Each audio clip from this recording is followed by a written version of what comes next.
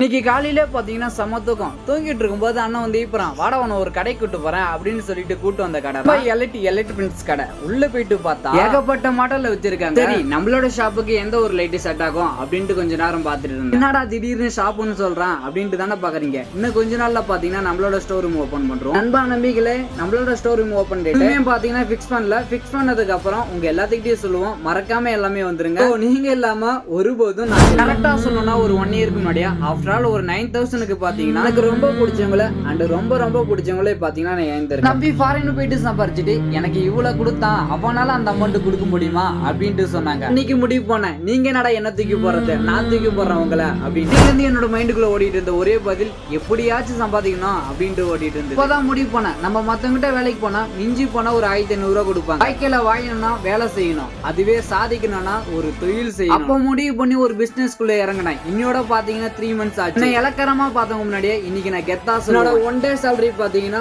5000க்கு மேல. வெறும் ஆரம்பம் தான் கண்ணா, இனிமேதான் ஆட்டமே இருக்கு.